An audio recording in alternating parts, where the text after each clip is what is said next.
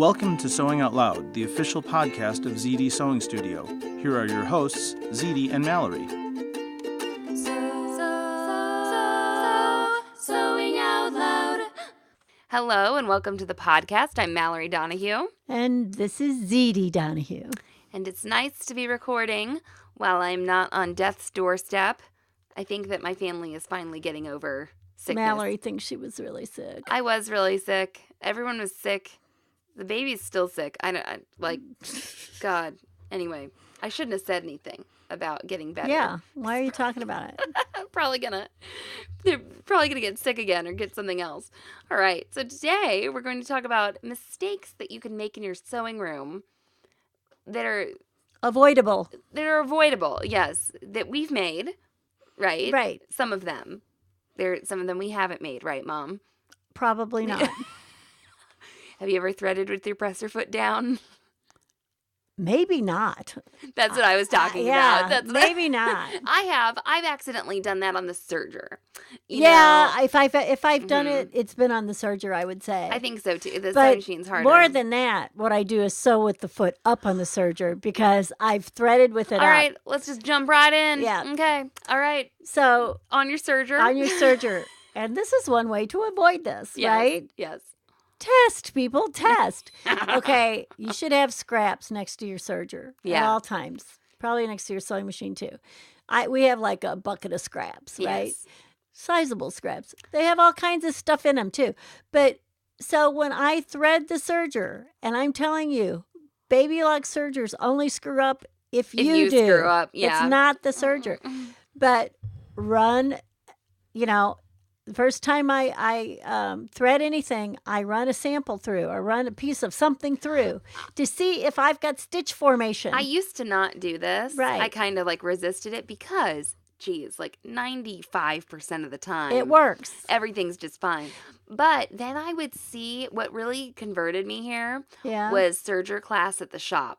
Okay, because we would always put a little sample of what in it. Like Mom said, the scrap bin has everything in it. Put some knit in there. Put some woven in there. It's whatever you've been working on. Yes. You just throw a little bit of it in. And so if you're about to sew woven, you can kimono, check on a woven. Yeah. Boom, send a woven through. And if you cut things out, okay, you just cut out your garment. Right, you've got all those scraps. You got all those scraps. Cut out some rectangles. Take them over there. Okay, if you don't want them to be irregularly shaped, but I would see at the shop, someone would send a sample through, and I'd have to go troubleshoot. And it was simple things like you didn't have the right stitch selector. Right. Your thread is caught under the spool. Right. You didn't snap your thread into your tension disc. Right. Or your foot's up. Right. What's it look like when your foot is up? A really loose kind of thing going on. There's no tension, right? Right. The It's tension just discs aren't down. It's like this really loose. It's probably forming the stitch, but it's so loose it's never going to hold. Yeah, the threads. It's like making the crochet of the stitch, but it's not tight enough to ever hold it. I did this one time. I don't mean to get off a tangent on our first tip, but that's just it's what you guys have signed up for, I think, by listening to the podcast. We should call it the Tangent Podcast. Yes.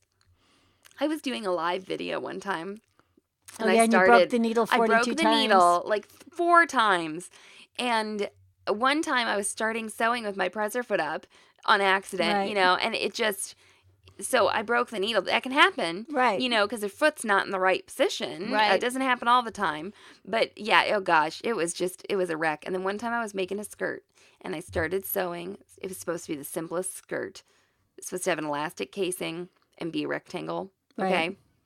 Started serging with the presser foot up. Oh man, now I got to take this all out. And it took me forever to take it out. Well, plus you've cut off your seam allowance. Yes. So then now you've got a funky edge. Okay, so then I start again. Yeah. Didn't put the presser foot down. And I think maybe I tried one more time. And once again, it just took me so long to get it all back together how I wanted it. And I just forgot again. And I just threw it away. I was so frustrated.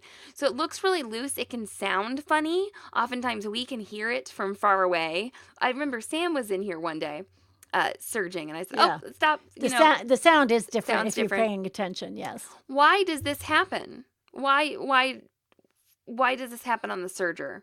Why is it easy to start sewing with your presser foot up? Because we don't lower and raise our presser foot on our serger. We usually, we start sewing with the presser foot down. That's right. So we're just in that assumption mode of it's down. But when you're threading it, that presser foot should be up to open those tension discs. Okay, the other thing I was going to say is your foot is spring-loaded. It is spring-loaded, so it's hard to see. It's not as high. It looks like it's right. down. It looks like it's down.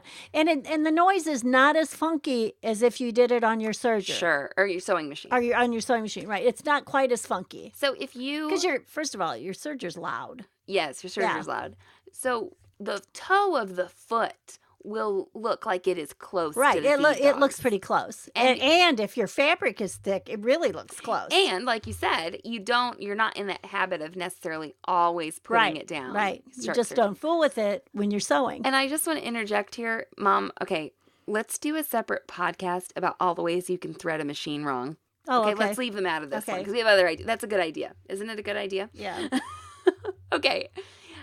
I think that it was Bronwyn who shared this on Instagram, and this is a great tip and something that I've been known to do.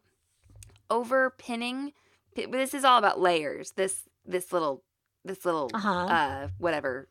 Oh, so she pinned pinned like the front to the back and didn't mean to or well, something. no, she said, I learned from someone else not to do this. And this inspired this podcast for me because I thought, you can know things ahead of time and avoid them. You can make mistakes that you know are there. Right. Yeah. Or that you're aware of and you're making them. No, what I'm trying to say is someone can post a thing that you can avoid. That's what this is supposed to be. So she had a t-shirt that was all the way constructed.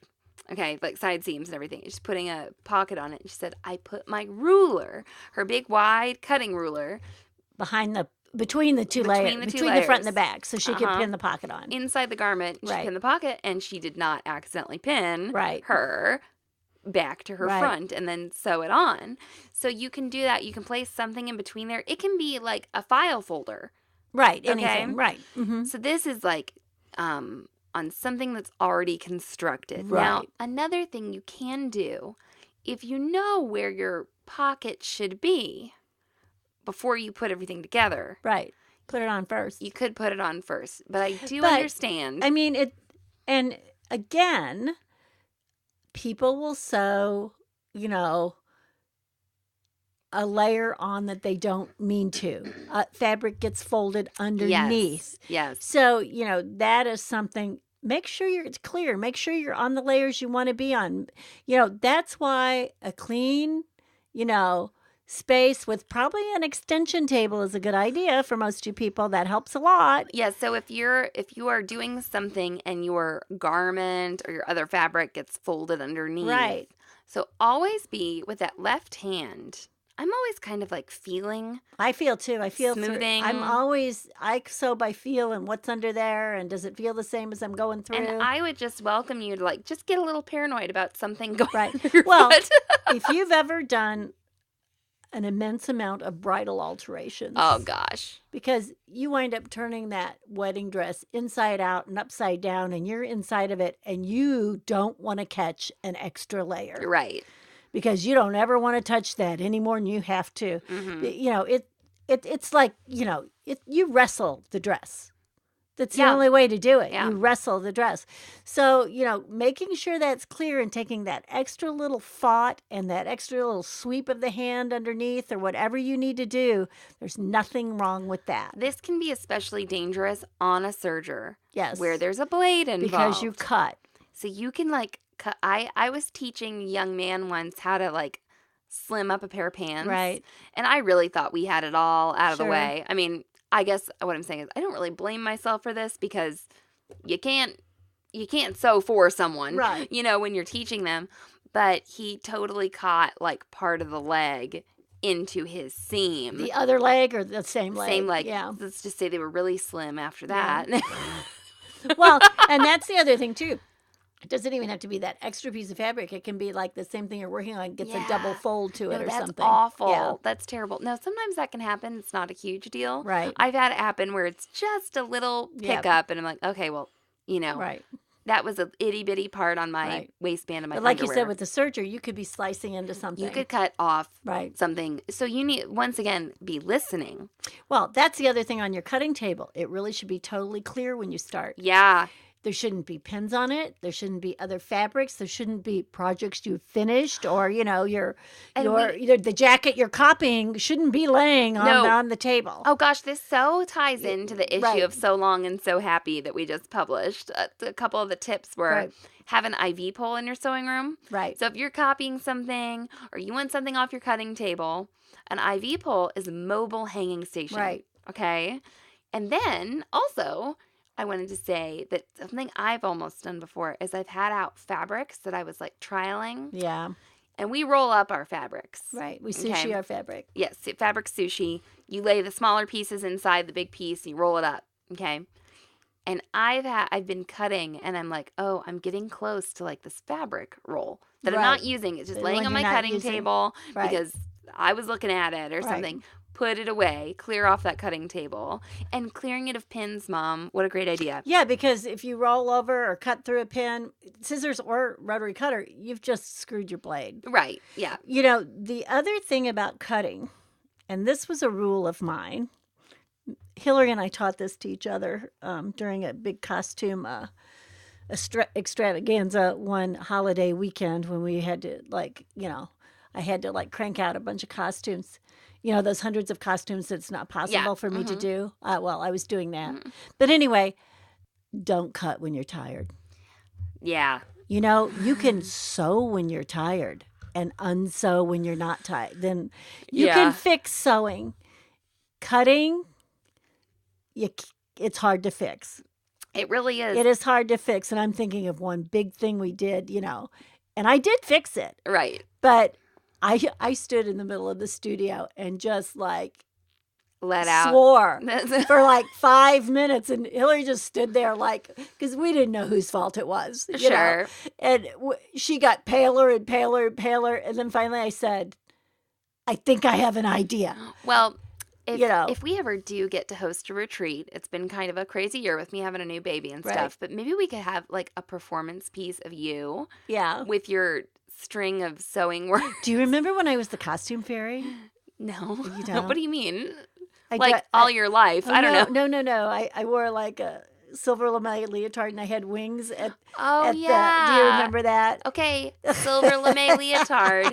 I want to talk about cutting. Okay. Yeah. Well, yeah. Be careful when you cut. And here's the other thing I want to say. When I was doing those hundreds of costumes, so you're making 23 of something. Yeah. And you have 20 of them done. If you make a wrong cut and you're at the end of your you only have so much fabric, you don't have enough. You might have to make the 23 over again because you cannot. Be different. If you can't match the fabric, you're dead. Yeah. Yeah. Okay, with cutting, another mistake to avoid. Don't rush cutting either. Right. Okay, we were cutting out these kimonos. The kimono pattern is in the So Long So Happy magazine. I keep bringing it up. This is the perfect. I didn't know this was going to tie in so well. Okay, you were cutting out a kimono, and that was the longest part of the kimono construction process. It almost always is. Was not just cutting, but laying the layout. The layout and the fabric. cutting is often the most tedious of the process. And it's a bit tedious with the kimono because it's a lot of fabric. Right. And it's all one piece. Right. Sometimes it's not, if you want to put a shoulder seam in, you can. But so what's important there is you're getting everything lined up. You're making sure there are no bubbles.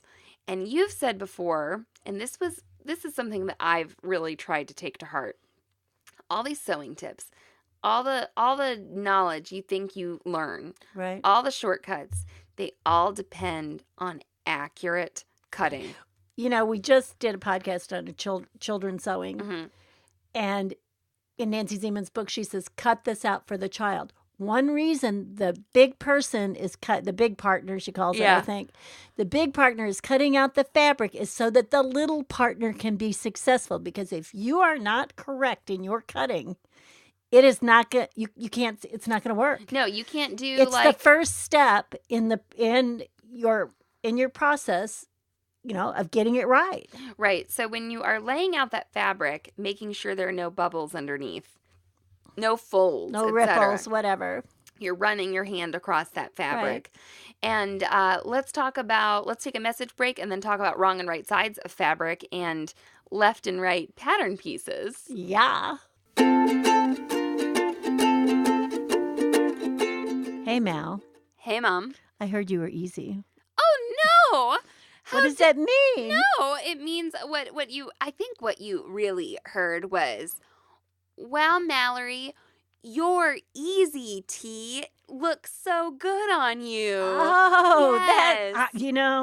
I should have known that it was something about something you made. Like you said, you're getting into your golden years. Sometimes, mishearing things. It happens. No, you're right? the one that mishears things. I know this. You make lapel pins about it. Okay, so I am currently wearing an Easy Tee, and I wear them all the time. The Easy Tee is a semi-fitted, short-sleeve T-shirt made out of a woven fabric, and you draft the Easy Tee to fit your measurements by taking the Easy Tee class. Well, how do I take this class? It's an online class that you can watch anytime on sewhere.com. To purchase the class, go to sewhere.com/EasyT. That's just EASYT. Is this on my computer? It's on your computer. It's on your phone. It's on your iPad. The class is divided up into short, easily consumable segments, some of which you may not ever need to watch ever again, but some of which you might want to revisit. So you have the ability to mark lessons as completed and also to star lessons so you can go back and revisit the ones that are most important to you. And I can vouch, Mallory's Easy Tee is a lot easier than Mallory is. Once again, go to sewhere.com/EasyT to begin your pattern drafting journey. Sewing out loud. And we're back. Mom added a new topic. We're getting into it. So when you are cutting out a pattern piece for let's say when you're cutting out a project. When you're cutting out a project. And you have a fabric. Mm-hmm. And you're not sure what is the public side or the non-public side, because I don't believe in a right or a wrong side. Public versus non-public. Because sometimes I have made things with a combination of both sides of the fabric together. You've publicized both sides of the fabric. I have. I've made both sides public. Okay. Because they're complementary to each other often. Oh yeah, absolutely. Yes. How do you make sure that you are putting right sides together? Well, I mean, if there is such a slight discrepancy that you cannot tell the difference, right? Mark it. Put a piece of tape on it. Do something like that. The low-tech painter's tape. If you don't have it in your sewing room, go now. Okay? There's a good affiliate link. Yeah. Painter's tape. Painter's tape. Low tack, okay? Yeah. Not masking tape, not any other kind of tape. Because if you leave any other kind of tape on, the glue will tend to get, migrate into the fabric in some way. You need the low tack. So I do this. I had people do this with the ginger jeans. And this is sort of a combination mistake to avoid. Right. Obviously, a lot of denim, it's very easy to see which side is the wrong and the right side. But you can also get confused when you're laying out a pattern. That's right. And you are supposed to cut out like a right leg and a left leg. That's correct. Okay. And a lot of cutting layouts have you get around this by you folding the fabric in half. Right. Normally you fold it in half, right sides together. You put down that one pattern piece, you cut them, and now they're a mirror image. And then you'll image. get your mirror images. Now, so there's where you could maybe get confused. Right. You can't remember which is the left or the right. Well, and when you say fold in half, you need to be going selvage to selvage in most instances. Yes. Okay.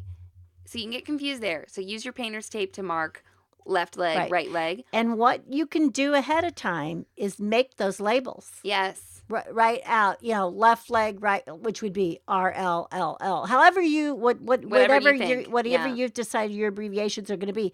And then as you use them, you've done that piece. That's awesome, Mom. So I would unroll some painter's tape. Right. We just put it on the cutting table. I just mark it, and then I go with my rotary cutter and go in between each marking. Yeah.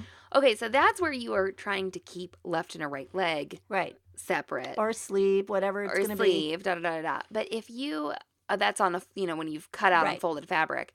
But if you have a pattern piece that you need to cut everything on a single layer. Right. Okay, because it's too large for the fabric, or it's recommended to cut on a single layer, or you're trying to match plaids, or da-da-da-da-da.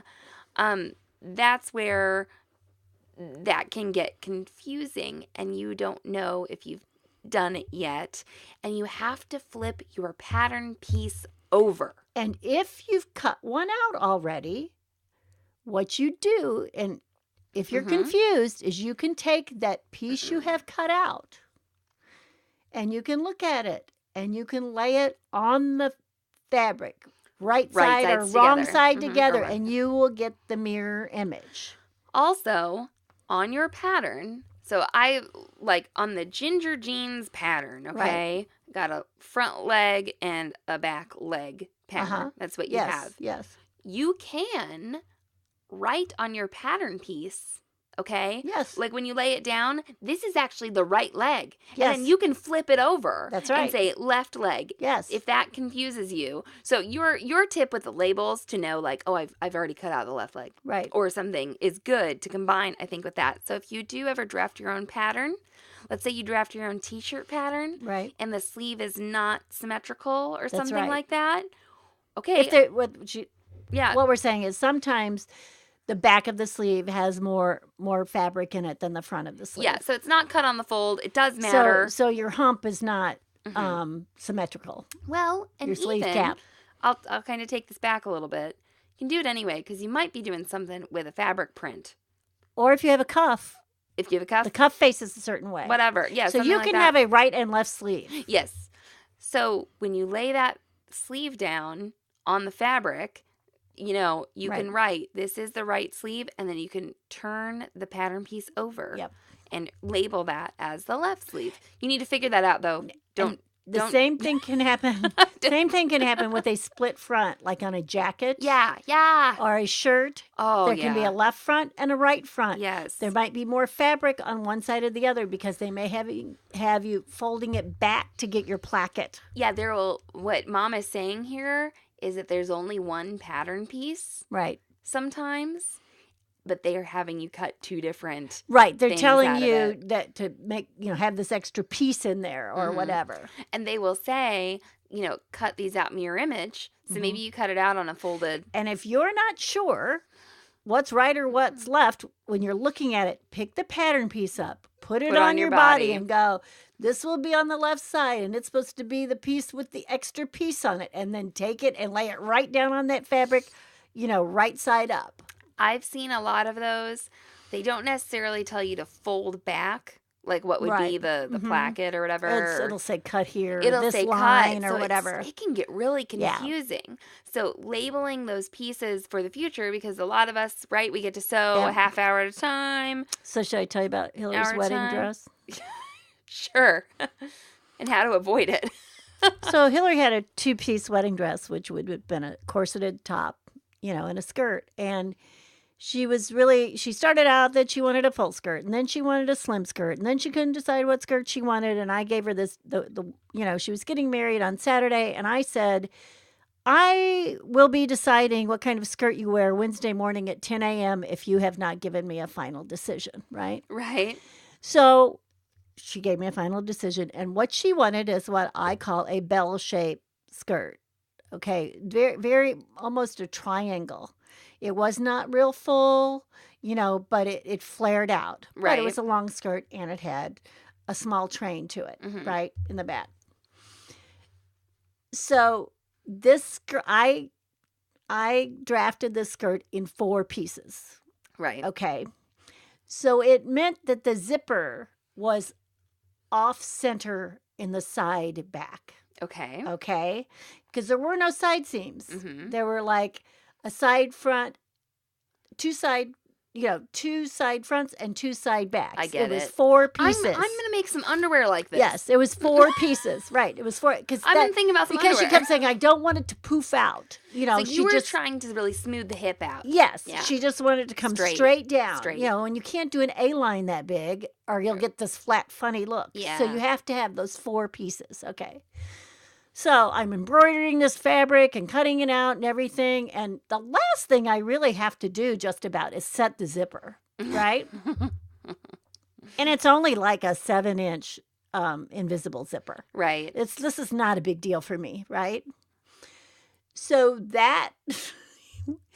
I waited to put the back piece in that was the train piece, right? So that Right. back piece was longer than the front piece, Yes. right? Went in perfect, or zipper went in perfectly. Then I go to sew the seam and I'm like, what the heck is this up at the waistband? Why do I have all this fabric? I have put it in upside down. This is 2 days before the wedding or whatever, right? So I take it out. Right. And I'm like, damn, I'm good because I can make any seam fit, right? Right.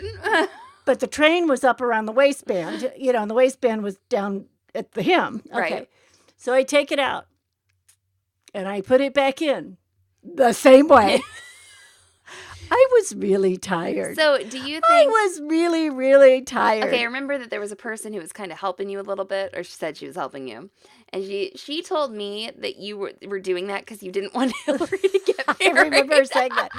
That was when I actually gave her that day, I gave her my dress to finish. Yeah. I remember because I had made this, besides my dress and Hillary's dress, I made 10 other dresses for this wedding, including whom I call my wife-in-law, which is Hillary's stepmother. Yes. And all of these dresses had beading on them. Yes. Yeah. Embroidery and beading, every single one of them. But anyway, hand beading. So anyway, I put that panel in twice the wrong way on that invisible zipper. I'll have you know.